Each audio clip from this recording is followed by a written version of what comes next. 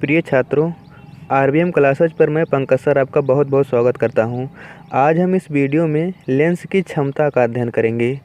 तो देखिए, इसमें क्षमता का मतलब पावर होता है। पावर का मतलब कैपेसिटी भी कहते हैं।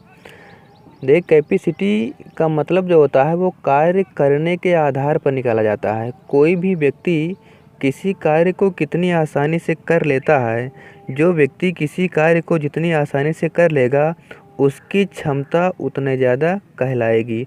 मतलब अगर क्षमता हमें निकालना है तो सबसे पहले हमें उसका कार्य निकालना पड़ेगा।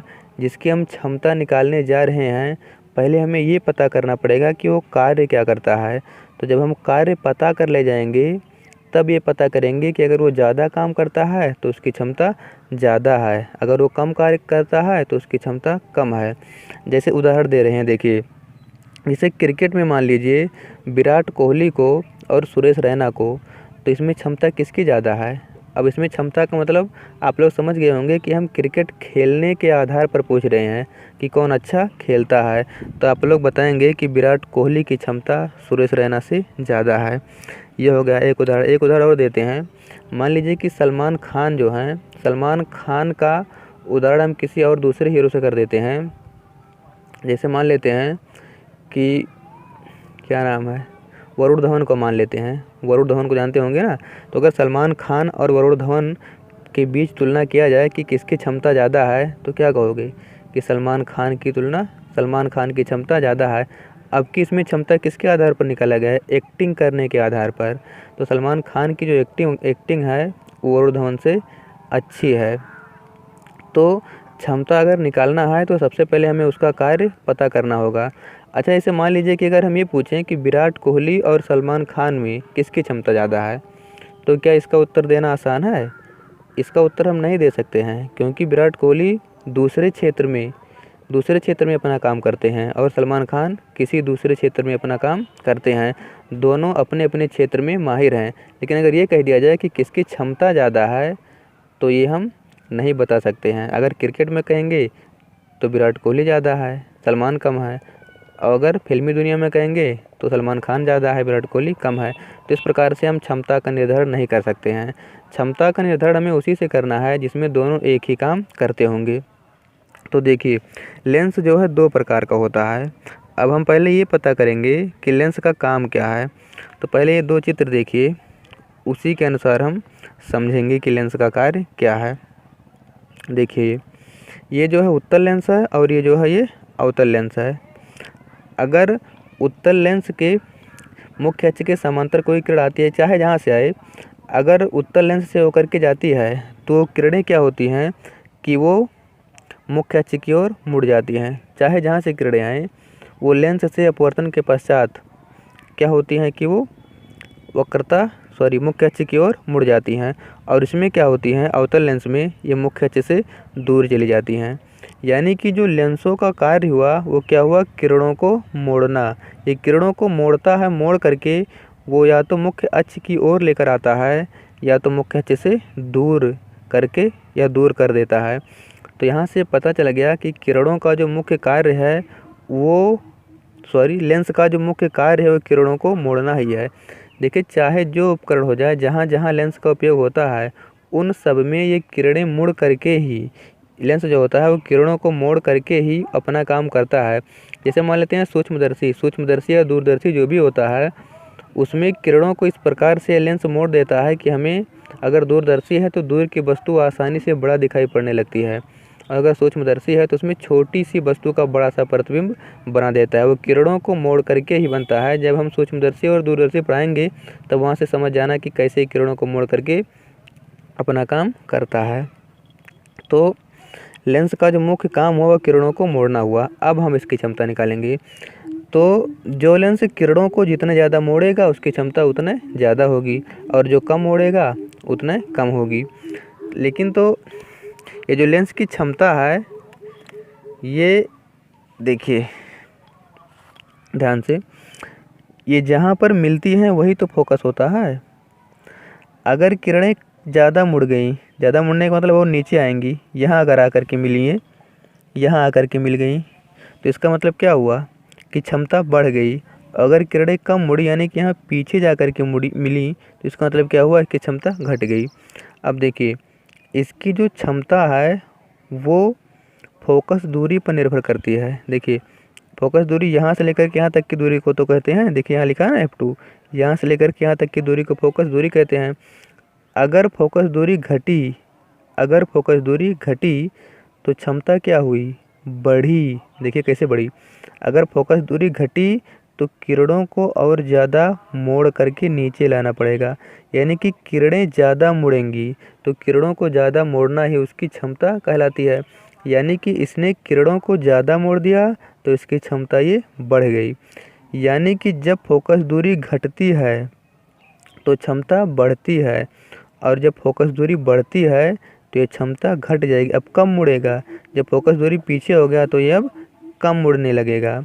तो इस प्रकार से कुल मिलाकर के ये हो गया कि जो किसी लेंस की क्षमता है वो उसके फोकस दूरी पर निर्भर करती है और उसके उल्टे के बराबर होती है। उल्टा का मतलब इसको घटाएंगे तो बढ़ता है, जब बढ़ाते हैं तो ये घटता है। देखिए जब हम फोकस दूरी को घटाते हैं तो क्षमता इसकी बढ़ जाती है, यानी कि किरणों को ज़्यादा मोड़ देती है, और जब हम फोकस दूरी बढ़ाते हैं तो क्षमता इसकी घट जाती है, यानी कि किरणों को तब कम मोड़ना पड़ता है। ऐसे इसमें भी यही है, अगर किरणों को ज़्यादा मोड़ना है, देखिए अगर ये फोकस दूरी अगर यहाँ करना है, हमें फोकस दूरी कम करना है, यहीं से दूरी तो फोकस दूरी कहलाती है। अगर हमें फोकस दूरी कम करना है तो करना क्या होगा, किरणों को और ज़्यादा मोड़ना पड़ेगा, यहाँ से लेकर जाएंगे तभी तो आ करके यहाँ मिलेगा, और इसको हम थोड़ा सा ऊपर करके गुजारेंगे तभी आ करके यहाँ पर मिलेगा। ऐसे इसको भी और थोड़ा सा ऊपर ऐसे गुजारेंगे, यहाँ से जाएगा तभी जा करके यहाँ पीछे बढ़ाएंगे तो मिलेगा। ऐसे ये भी जब पीछे बढ़ाएंगे तब जा करके मिलेगा। यानी कि जब इसकी फोकस दूरी को हम घटाएंगे तो इसकी क्षमता बढ़ जाएगी, और इसकी फोकस दूरी को अगर हम बढ़ा देते हैं तो क्षमता घट जाएगी, यानी कि तब कम और मुड़ेगा। तो इस प्रकार से कुल मिला करके जो लेंस की क्षमता होती है वो उसकी फोकस दूरी पर निर्भर करती है और उसके व्युत्क्रम के बराबर होती है। व्युत्क्रम माने उल्टा, मतलब अगर फोकस दूरी घटाएंगे तो क्षमता बढ़ेगी और अगर फोकस दूरी बढ़ाएंगे तो क्षमता घटेगी। तो देखिए इसी को गणितीय रूप में कैसे लिखा जाता है, लिखा है किसी लेंस की क्षमता P उसकी फोकस दूरी F के व्युत्क्रम के बराबर होती है। व्युत्क्रम माने उल्टा होता है। और हाँ, लेंस की जो क्षमता होती है उसे P से हम प्रदर्शित करते हैं। तो लेंस की जो क्षमता P होती है उसकी फोकस दूरी F के व्युत्क्रम के बराबर होती है, यानी कि P बराबर 1/f। बटा का मतलब उल्टा, उल्टा को ही व्युत्क्रम कहते हैं। तो P जो होता है ये 1/f होता है, जबकि जो ये F है ये मीटर में मापी गई हो। किस में नापी गई हो, यहाँ लिखा है जबकि फोकस दूरी मीटर में हो, मतलब फोकस दूरी को मीटर में रख करके इस सूत्र में हमें रखना है, तब जा करके सवाल लगाना है। जैसे सेंटीमीटर में दिया रहेगा प्रश्न में कि ऐसे देखिए प्रश्न ऐसे आएगा कि एक लेंस की फोकस दूरी 20 सेंटीमीटर है, उसकी क्षमता ज्ञात कीजिए। तो इसका मतलब ये हुआ कि ये जो 20 सेंटीमीटर दिया है उसको हमें क्या करना है, मीटर में चेंज करना है। तो सेंटीमीटर को मीटर में चेंज करने के लिए 100 से हम भाग करते हैं, तो भाग कर लेंगे तब रख करके हम सॉल्व करेंगे, यानी कि 20/1/5 आ जाएगा ये। तो इसका जो है क्षमता जो है वो 5 आएगा। 5 डायोप्टर होता है, इसका मात्रक डायोप्टर होता है। किसका मात्रक, लेंस की क्षमता को, लेंस की क्षमता को P से प्रदर्शित करते हैं और जो इसका मात्रक डायोप्टर है उसको हम D से प्रदर्शित करते हैं। तो ये सूत्र याद रखना और ये मीटर में होना चाहिए। अच्छा, तो उसके बाद हम लेंस की पहचान का अध्ययन करते हैं। जिस प्रकार से दर्पण का पहचान पढ़े थे उसी प्रकार हम लेंस का भी पहचान पढ़ेंगे। देखिए इसमें तो लेंस का जो पहचान है वो 2 तरीक़ों से कर सकते हैं, जैसे उसमें करते थे ऐसे इसमें भी लेंस को पहचानने का 2 तरीका है। नंबर 1 तो स्पर्श द्वारा, ये जो है नंबर 1 स्पर्श द्वारा। तो स्पर्श द्वारा देखिए कैसे, इसमें कुछ लिखे नहीं है, इसका मतलब बहुत सिंपल रहा होगा तभी नहीं लिखे हैं।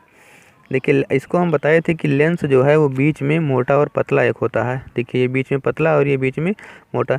जब हम किसी लेंस को ऐसे स्पर्श करेंगे किनारों से तो हमें ये पता नहीं चल जाएगा कि यहाँ बीच में मोटा है और किनारों पर पतला है, और इसको जब स्पर्श करेंगे तब भी हमें पता चल जाएगा कि इसमें बीच में पतला है और किनारों पर मोटा है।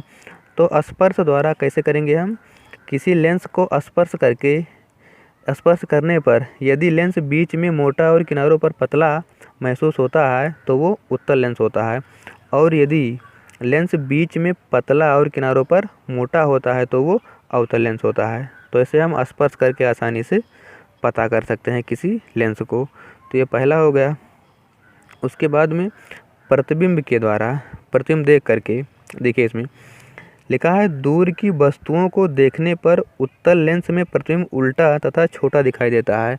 जब हम ये बता रहे थे कि उत्तल लेंस द्वारा प्रतिबिंब का बनना, तो उसमें 5 स्थितियों में प्रतिबिंब वास्तविक क्या करें उल्टा और छोटा बना था, वास्तविक उल्टा और छोटा बना था। लेकिन केवल एक स्थिति थी, वो स्थिति नज़दीक वाली थी। कौन स्थिति थी? कौन स्थिति थी वो प्रकाशिक केंद्र और मुख्य फोकस के बीच वाली थी। लेकिन इसीलिए इसमें देखिए दूर लिख दिया गया है, मतलब वो वाला स्थिति छोड़ करके, मतलब जो छठवां वाला है उसको छोड़ करके उसके पीछे हम चाहे जहाँ रखेंगे तो प्रतिबिंब उल्टा तथा छोटा दिखाई देगा। तो देखिए अगर हम किसी, हमें मालूम नहीं है कि ये अवतल लेंस है कि ये उत्तल लेंस है, तो क्या करेंगे, हम उसके सामने कोई वस्तु रखेंगे थोड़ी दूरी पर। वस्तु रखने के बाद हम उसके प्रतिबिंब को देखेंगे। अगर प्रतिबिंब उल्टा और छोटा दिखाई देता है तो वो उत्तल लेंस होगा। क्या होगा? उत्तल लेंस। और अगर प्रतिबिंब सीधा और छोटा दिखाई देता है, देखिए अभी पढ़ाएं इसको कि अवतल लेंस में हमेशा सीधा प्रतिबिंब बनता है और छोटा बनता है। छोटा, दोनों स्थितियों में छोटा प्रतिबिंब बना था। तो अगर हम लेंस के सामने कोई वस्तु रखते हैं, वस्तु रखने पर उसका प्रतिबिंब सीधा और छोटा बनता है तो समझ लेना कि वो अवतल लेंस है। और अगर वस्तु उल्टा बन जाता है और छोटा बनता है तो समझ लेना कि वो उत्तल लेंस है। उसके बाद में ये है निकट की वस्तु, जैसे अक्षर उत्तल लेंस में बड़े दिखाई देते हैं जबकि अवतल लेंस में छोटे दिखाई देते हैं। जब छोटी कक्षाओं में थे तो ज्योमेट्री बॉक्स में एक लेंस निकलता था।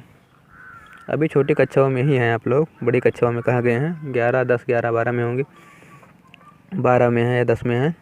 तो देखिए इसमें कि तो ज्योमेट्री बॉक्स में जो निकलता था एक, जो आप लोग देखे भी होंगे, उसी की सहायता से हम उसमें क्या होता था वो अक्षर बड़ा कर देते। देखिए एक तो डुप्लीकेट वाला है हमारे पास, ये ओरिजिनल नहीं है लेकिन इसी टाइप का होता था। देखिए ये वाला ऐसे है ना, देखे होंगे, ये ऐसे करते थे आप लोग और इसमें अक्षर बड़ा दिखाई पड़ने लगता है। इसमें दिखाई नहीं पड़ रहा है, ये बहुत डुप्लीकेट है, मिल नहीं रहा था। एक ज्योमेट्री बॉक्स लिए हैं तो उसी में मिला, एकदम डुप्लीकेट है, इससे अक्षर ही नहीं दिखाई पड़ रहा है। ये लॉकडाउन की वजह से सब दुकानें बंद है ना, इसलिए नहीं मिला। तो इसमें जो है दुकानें तो चल ही रही हैं, लेकिन जब स्कूल नहीं चालू हो रहा है तो कहाँ सब लोग लाएंगे ज्योमेट्री बॉक्स या कापी किताब, कुछ भी नहीं ला रहे हैं अपना अपना सामान, इसलिए नहीं मिल पाया है ये। तो देखिए इसमें कि देखिए अगर ये ओरिजिनल वाला होता तो हम यहाँ इस अक्षर के किए हैं, इस अक्षर को देख रहे हैं, तो इसमें जब देखते हैं यहाँ ऊपर तो ये बड़ा बड़ा दिखाई पड़ता। अगर किसी अक्षर को देखने पर लेंस से बड़ा बड़ा दिखाई पड़ता है तो समझ लेना कि वो उत्तल लेंस है, और अगर छोटा दिखाई पड़ने लगता है तो समझ लेना कि वो अवतल लेंस है। उत्तल में बड़ा दिखाई देगा और अवतल में छोटा दिखाई देगा। तो यहाँ से हम किसी अक्षर को देख करके भी लेंस को पहचान सकते हैं। तो ये जो है 2 स्थितियाँ हो गई, 3 स्थितियाँ समझ लीजिए हो गई। इन तीनों की सहायता से हम किसी भी लेंस को पहचान सकते हैं। अब जो है लेंस के उपयोग, तो लिखा है इसका उपयोग विभिन्न प्रकाशिक उपकरणों, प्रकाशिक उपकरण क्या होता है? ऐसे उपकरण जो प्रकाश की सहायता से अपना काम करते हैं, जैसे सूक्ष्मदर्शी। सूक्ष्मदर्शी क्या करता है? उसमें प्रकाश की किरणें पड़ती हैं तो वही किरणें लेंस से अपवर्तन के पश्चात उस वस्तु का छोटा या बड़ा प्रतिबिंब बनाती हैं या दूर की वस्तुओं को नज़दीक ला करके दिखाती हैं। तो ऐसे जो भी यंत्र जो प्रकाश की सहायता से अपना काम करती हैं उसे हम प्रकाशिक यंत्र कहते हैं। सूक्ष्मदर्शी, दूरदर्शी, ये सब प्रकाशिक यंत्र ही हैं। तो लिखा है इसका उपयोग विभिन्न प्रकाशिक यंत्रों जैसे फोटोग्राफिक कैमरा जो होता है, जो फ़ोटो खींचा जाता है, उसके अंदर एक लेंस लगा होता है, उसी लेंस की सहायता से हम फ़ोटो को खींचते हैं। प्रोजेक्टर हो गया, जैसे मान लीजिए पहले जो है परदहिया चलता था गांव में, तो जो परदहिया होता है वहाँ से एक तो फोकस मारते थे पर्दा पर जा कर के, तो जो होता है मशीन उसके अंदर जो है लेंस लगा होता है, उसी को प्रोजेक्टर कहते हैं।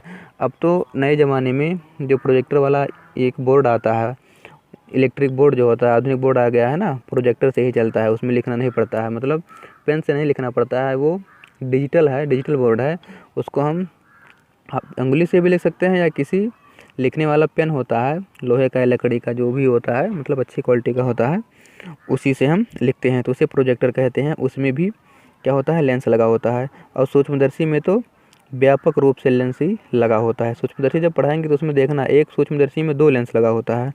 तो यही सब लेंस के उपयोग है किसमें किसमें, फोटोग्राफिक कैमरा में, प्रोजेक्टर में, सूक्ष्मदर्शी में। उसके बाद में देखिए, मानव एवं जंतुओं के नेत्रों में भी बाहरी वस्तुओं का प्रतिबिंब नेत्र के भीतर स्थित उत्तल लेंस द्वारा बनता है। जितने भी प्राणी दुनिया में हैं उन सबकी आँखों में उत्तल लेंस लगा है। उत्तल लेंस, ये जितने भी प्राणी हैं दुनिया में सब लोगों की आँखों में उत्तल लेंस लगा है। तो ये भी उत्तल लेंस का एक उपयोग हो गया कि हम प्राणियों को यानी कि मानव एवं जंतुओं को किसी भी वस्तु को देखते हैं किसकी सहायता से, उत्तल लेंस की सहायता से। जब मानव नेत्र हम पढ़ाएंगे तब वहाँ पर हम लेंस यानी कि मानव नेत्र के बारे में बहुत अच्छे से विस्तार से उसको बताएंगे। तो ठीक है, अब ये ख़त्म हो गया है इस प्रकार से। अब जो है ये चैप्टर ख़त्म हो गया है। चैप्टर तो नहीं ख़त्म हुआ है, इसमें जो है बहुत अभी बचा है। अब डेरिवेशन बचा है तो उसको हम अगली वीडियो में अध्ययन करेंगे। तो अगर वीडियो अच्छा लगा हो तो चैनल को सब्सक्राइब कर लीजिए, जिससे हम जो भी नया वीडियो बनाएंगे उसका नोटिफिकेशन आपके पास पहुंचेगा और आप आसानी से उसका अध्ययन कर लेंगे। तो ठीक है, अब हम अगली वीडियो में मिलते हैं।